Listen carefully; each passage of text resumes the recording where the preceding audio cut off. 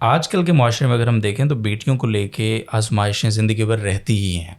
یعنی پہلے ان کی پرورش ہے، پھر ان کو وہ جس طرح آپ نے کہا گرم سرد سے بچا کے آگے بڑھانا ہے، پھر ان کی تعلیم و تربیت کا پورا ایک سلسلہ ہے. دین شادی کے لیے اچھا جوڑ ڈھونڈنا، ہر باپ کی والدین کی یہ فکر ہوتی ہے. پھر شادی کے بعد وہ ان کے گھر میں کوئی انبن نہ ہو وہ نبھا لیں. ایون بہت ساری دفعہ ایسا ہوتا ہے کہ ہم بیٹیوں کو دباتے بھی ہیں کہ جی بیٹی کو کوئی تکلیف ہو رہی ہے سسرال میں، ہم کہتے ہیں بیٹا ٹھیک ہو جائے گا، تم صبر کرو، تم بس مت بولنا، تم چپ رہنا.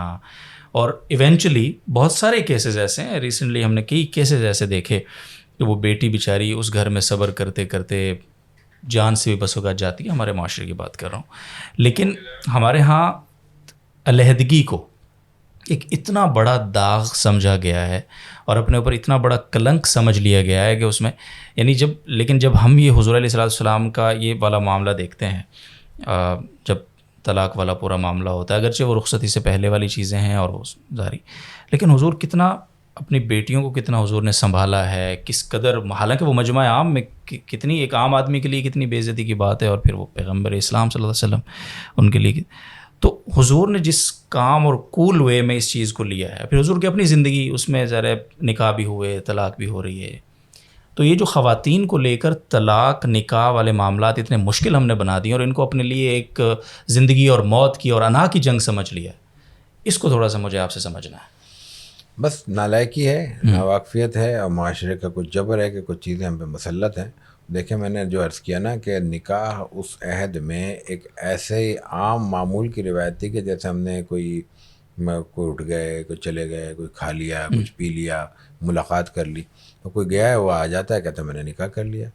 اور اس سے بھی زیادہ یعنی عام بات یہ ہے، عام سے مراد یہ نہیں کہ وہاں ہر وقت طلاقیں ہونی، بھئی یہ کہ نبھانی علیحدگی ہو گئی.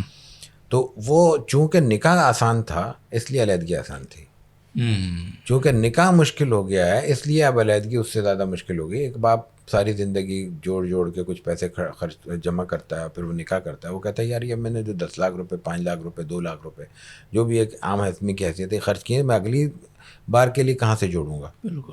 ایک یہ بات. دوسرا پھر اس کے ساتھ کچھ چیزیں منسلک ہو گئی ہمارے یہاں، یہی بات کہ بھئی وہ اس عمر کا نکاح اس عمر سے ہونا ہے اور اس عمر سے تعلق ہونا چاہیے، اور پہلے نکاح کی یہ شرط ہے اور دوسرے نکاح کی یہ شرط ہے. یہ تمام چیزیں وہ نالائکیاں ہیں جو ہم نے اپنے آپ پہ، ہمارے قبائلی نظام نے، ہمارے علاقائی سماجی اور رسوم و رواج نے ہم پہ مسلط کر دیے. شریعت سے اس کا کوئی تعلق نہیں ہے. شریعت یہ کہتی ہے کہ جیسے قرآن کریم آپ نے بھی اشارہ کیا، بالکل واضح ہے کہ یا تو رہ لو یا علیحدہ ہو جاؤ.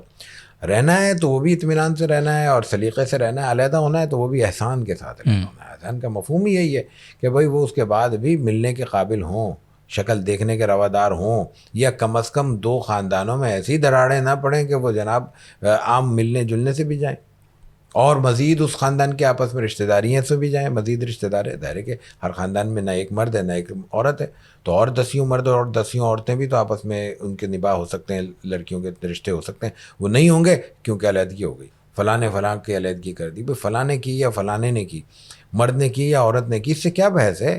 نباہ نہیں ہوا، علیحدہ ہو گئے، کون سے اس میں قیامت آ گئی؟ لیکن اس کی جو یہ وجوہات ہیں یہ سب سے اہم ہے، اور اس کا تعلق ہمارے سماجی رویوں سے ہے اور شریعت سے ناواقفیت سے ہے. اس کو آسان کر دیں، دونوں چیزیں آسان ہو جائیں گی.